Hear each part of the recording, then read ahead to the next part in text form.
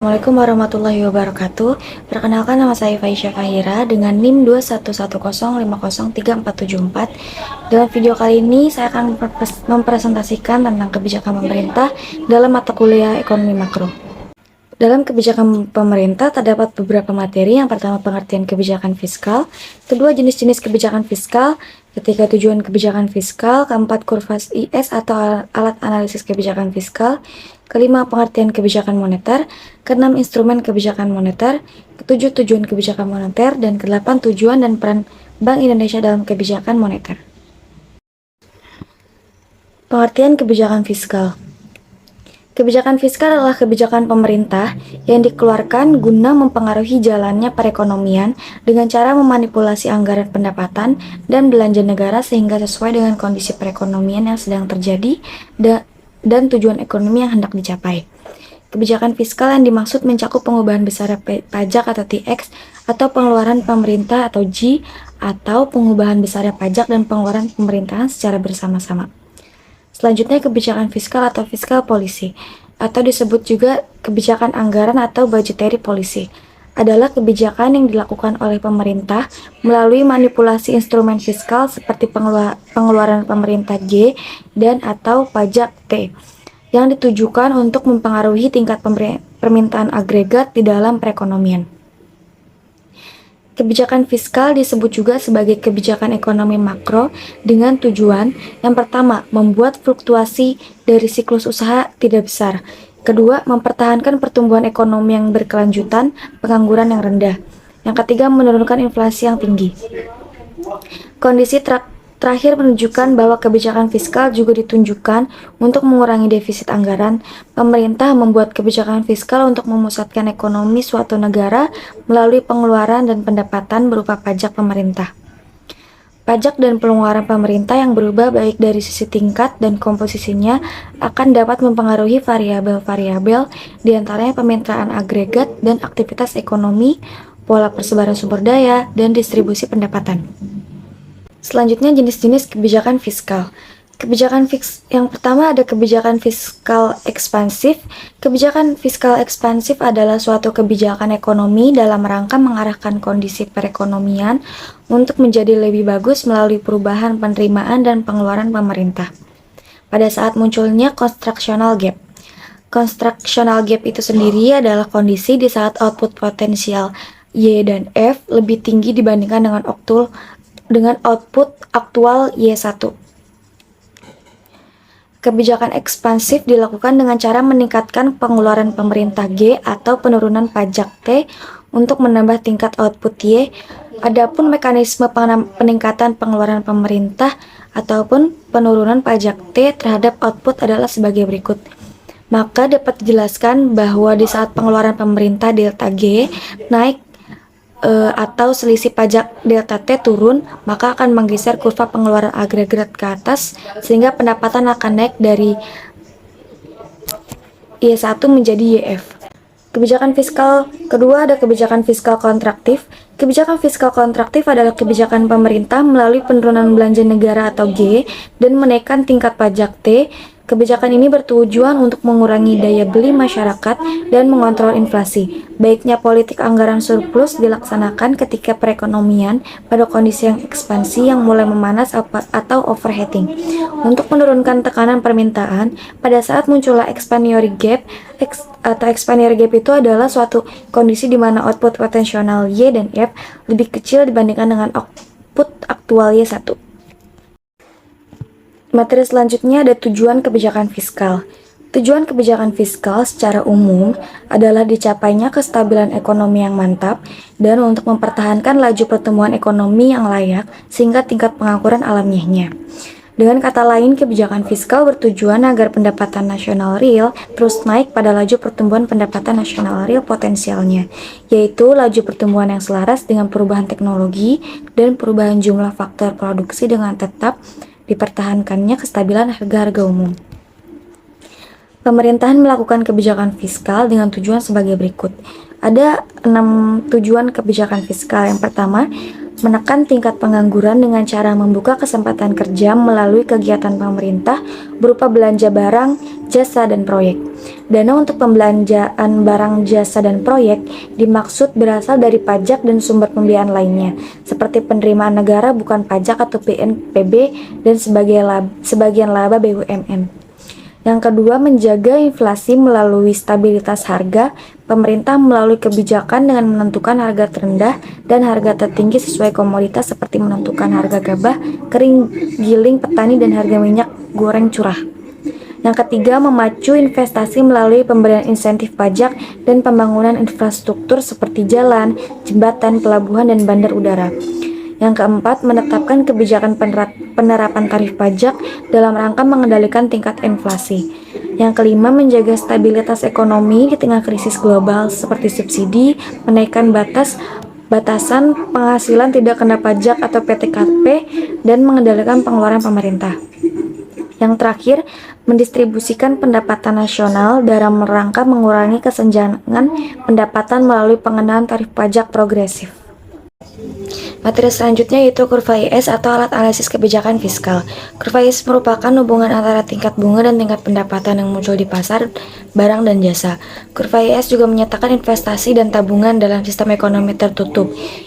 Identitas output agregat merupakan penjumlahan konsumsi rumah tangga, konsumsi perusahaan, dan konsumsi pemerintah, yaitu Y sama dengan C plus I plus G dengan Y sama dengan output real agregat, C sama dengan real konsumsi real rumah tangga, I sama dengan konsumsi real perusahaan, dan G sama dengan konsumsi real pemerintah. Fungsi konsumsi real rumah tangga dan konsumsi real perusahaan masing-masing adalah sama dengan C sama dengan C buka kurung Y dikurang T tutup kurung R, di mana Y min T sama dengan pendapatan disposable real dan R sama dengan tingkat bunga nominal. Grafik bekerjanya kebijakan fiskal kurva IS. Berikut penjelasan grafik tersebut. Yang pertama, untuk tingkat bunga pada R1, maka kurva permintaan agregat adalah pada kurva A plus BY plus E dikurang F dikali R1. Maka pendapatan nasional equilibrium pada Y1. Yang kedua, pada titik E1 pada diagram pertama terbentuk dari perpotongan antara kurva A plus BY plus E dikurang F dikali R1 dengan garis 450. Yang ketiga, pada titik E1 pada diagram kedua merupakan perpotongan garis yang ditarik dari titik E1 pada diagram pertama dengan garis R1 pada diagram kedua. Yang keempat, jika tingkat bunga pada R2, maka kurva permintaan agregat adalah pada kurva A plus BY plus E dikurang F R2 pendapatan nasional equilibrium pada Y2. Yang kelima, pada tingkat E2 pada diagram pertama terbentuk dari perpotongan antara kurva A plus BY plus E dikurang F dikali R2 pada garis 450. Yang keenam, pada titik E2 pada diagram kedua merupakan perpotongan garis yang ditarik dari titik E2 pada diagram pertama dengan garis R2 pada diagram kedua. Yang terakhir, dengan menghubungkan titik E1 dan E2 pada diagram kedua, didapatkanlah kurva IS. Materi selanjutnya kita masuk ke dalam kebijakan moneter. Yang pertama ada pengertian kebijakan moneter. Kebijakan moneter merupakan langkah dalam mengendalikan keadaan ekonomi dalam konteks makro agar dapat berjalan sesuai dengan yang diinginkan dengan cara pengaturan jumlah uang yang beredar. Dalam perekonomian, usaha tersebut dilakukan agar terjadi kestabilan harga dan inflasi, serta terjadinya peningkatan output keseimbangan. Kebijakan moneter bisa dijelaskan sebagai proses pengelola stok uang sebagai sebuah negara untuk mencapai tujuan tertentu, seperti menahan laju inflasi, mencapai pekerjaan penuh atau lebih sejahtera. Kebijakan moneter juga menjelaskan dalam upaya mengendalikan atau mengarahkan perekonomian makro ke kondisi yang lebih baik melalui mengatur jumlah uang yang beredar. Sedangkan yang dimaksud dengan kondisi lebih baik adalah meningkatkan output keseimbangan dan atau terpeliharanya stabilitas harga inflasi terkontrol. Melalui kebijakan moneter, pemerintah dapat mempertahankan atau menambah atau mengurangi jumlah uang beredar dalam upaya mempertahankan kemampuan ekonomi bertumbuh sekaligus mengendalikan inflasi. Terdapat jenis-jenis kebijakan moneter. Kebijakan pemerintah dalam moneter dapat dibagi menjadi dua, yaitu kebijakan moneter ekspansif atau monetary expansive policy merupakan kebijakan dalam rangka menambah jumlah uang yang beredar. Yang kedua ada kebijakan moneter kontraktif atau monetary contractive policy merupakan suatu kebijakan dalam rangka mengurangi jumlah uang yang beredar, disebut juga dengan kebijakan uang ketat atau thick money policy. Materi selanjutnya kita masuk ke dalam instrumen kebijakan moneter. Tingkat diskonto atau discount rate merupakan pemberian kredit yang diberikan oleh bank sentral kepada suatu bank umum dalam rangka mengatasi kesulitan likuiditas yang disebabkan oleh ketidaksesuaian atau mismatch. Pengelolaan dana yang bersifat sementara under discount window. Bank umum kadang-kadang mengalami kekurangan uang sehingga harus meminjam ke bank sentral untuk menambah jumlah uang, maka bank sentral akan memperkecil tingkat bunga bagi bank umum. Dan sebaliknya, memperbesar tingkat bunga untuk mengurangi jumlah uang yang beredar. Giro wajib minimum adalah ketentuan bank sentral yang mewajibkan bank-bank untuk memelihara sejumlah alat-alat likuid sebesar persentase tertentu dari kewajiban selancarnya. Semakin kecil persentase tersebut, maka semakin besar kemampuan bank memanfaatkan likuiditasnya untuk memberikan pinjaman kepada konsumen dalam jumlah yang besar. Sedangkan jika semakin besar persentasenya, maka semakin berkurang kemampuan bank untuk memberikan pinjaman kepada konsumen. Himbauan moral atau moral persuasion. Himbauan ini merupakan pernyataan bank sentral misalnya oleh Gubernur Bank Indonesia yang bersifat mengarahkan atau memberi informasi yang lebih bersifat makro. Informasi tersebut untuk dijadikan masukan bagi bank-bank umum dalam mengelola aset dan kewajibannya. Instrumen ini digunakan untuk mendukung efektivitas kebijakan moneter lainnya yang dilakukan oleh bank sentral. Jika himbauan ini sifatnya tidak mengikat karena bukan aturan yang mengikat untuk dijalankan oleh bank umum. Operasi pasar terbuka adalah operasi yang dilakukan bank sentral dengan melakukan jual beli surat-surat berharga jangka pendek. Tujuan dari operasi ini dalam rangka mengatur jumlah uang beredar atau suku bunga jangka pendek. Suku bunga acuan yang digunakan dalam operasi terbuka oleh Bank Indonesia disebut BI rate. BI rate adalah suatu bunga kebijakan yang mencerminkan sikap atau kebijakan moneter yang ditetapkan oleh Bank Indonesia dan diumumkan kepada masyarakat umum dengan mempertimbangkan faktor-faktor lain dalam perekonomian. Bank Indonesia pada umumnya akan menaikkan BI rate apabila inflasi ke depan diperkirakan melampaui sasaran yang telah ditetapkan. Sebaliknya, Bank Indonesia akan menurunkan BI rate apabila inflasi ke depan diperkirakan berada di bawah sasaran yang telah ditetapkan. Selanjutnya ada tujuan kebijakan moneter. Tujuan kebijakan moneter memiliki tujuan utama dalam menjaga sasaran laju inflasi yang telah ditetapkan oleh pemerintah melalui penetapan sasaran-sasaran moneter seperti uang beredar atau suku bunga. Prakteknya pengendalian sasaran-sasaran moneter tersebut menggunakan instrumen-instrumen lain atau operasi pasar terbuka di pasar uang baik rupiah maupun valuta asing. Penetapan tingkat diskonto, penetapan cadangan wajib minimum dan pengaturan kredit atau pembiayaan. Tujuan lain dari kebijakan moneter adalah kebijakan yang bertujuan untuk mencapai keseimbangan internal atau pertumbuhan ekonomi yang tinggi, stabilitas harga atau pemerataan pembangunan, dan keseimbangan eksternal, yaitu keseimbangan neraca pembayaran, serta tercapainya tujuan ekonomi makro, yakni menjaga stabilitas ekonomi yang dapat diukur dengan kecepatan kerja, kestabilan harga, serta neraca pembayaran internasional yang seimbang. Pengaruh kebijakan moneter pertama kali akan dirasakan oleh sektor perbankan yang kemudian ditransfer pada sektor real. Selanjutnya kita masuk ke dalam tujuan dan peran Bank Indonesia dalam kebijakan moneter. Di Indonesia, tujuan kebijakan moneter sebagaimana tercantum dalam Undang-Undang Nomor 23 Tahun 1999 tentang Bank Indonesia yang telah beberapa kali diubah, terakhir dengan Undang-Undang Nomor 6 Tahun 2009, Undang-Undang Bank Indonesia. Pasal 7 adalah untuk mencapai dan memelihara kestabilan nilai rupiah. Kestabilan nilai rupiah mengandung dua aspek, yaitu A.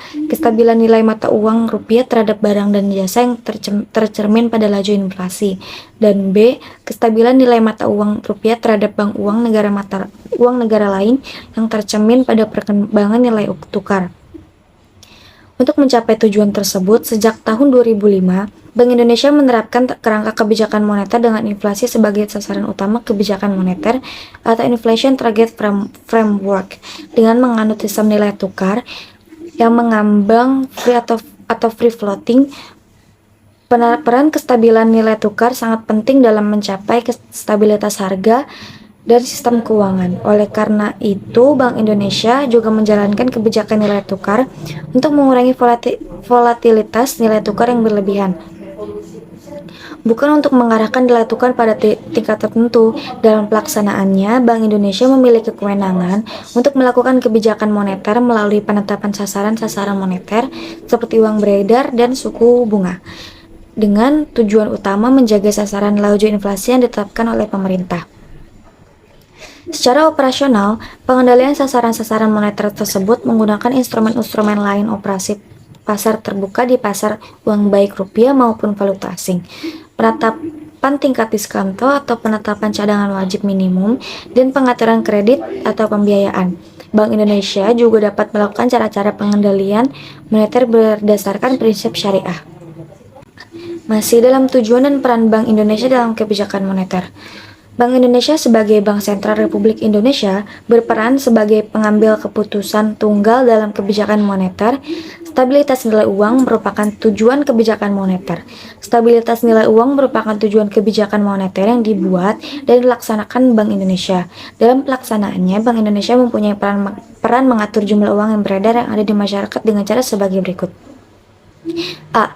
Jika Bank Sentral menginginkan adanya penambahan jumlah uang yang beredar di masyarakat, maka Bank Sentral akan membeli surat-surat berharga dari bank-bank umum berupa sertifikat Bank Indonesia atau SBI, dan dari pemerintah atau surat berharga dari negara atau SBN, dan surat utang negara atau SUN. Sebaliknya, jika Bank Sentral ingin mengurangi jumlah uang yang beredar yang ada di masyarakat, maka Bank Sentral akan menjual surat-surat berharga kepada bank umum dan masyarakat. Yang B, jika Bank Sentral ingin menambah jumlah uang yang beredar yang ada di masyarakat, Bank Sentral menurunkan tingkat diskonto dan suku bunga pinjaman yang diberikan kepada bank-bank umum, sehingga biaya atau bunga yang harus dibayar oleh bank-bank umum menjadi lebih murah. Pada gilirannya, bank-bank umum dapat memberikan pinjaman kepada nasabahnya dengan suku bunga yang rendah. Jika suku bunga kredit perbankan turun, permintaan masyarakat terhadap kredit perbankan akan dinaikkan, dan ini akan menyebabkan uang beredar akan bertambah. Yang C, jika Bank Sentral ingin mengurangi jumlah uang beredar, Bank Sentral akan mewajibkan bank-bank umum untuk menaikkan tingkat cadangan minimumnya. Dengan meningkatkan cadangan minimum ini akan mengurangkan tabungan giral yang akan diciptakan oleh bank-bank, dan dengan sendirinya akan menurunkan jumlah uang yang beredar dan sebaliknya. Cukup sekian presentasi dari saya yang bertujuan untuk memenuhi tugas dalam mata kuliah ekonomi makro. Kurang lebihnya mohon maaf. Wassalamualaikum warahmatullahi wabarakatuh. Terima kasih.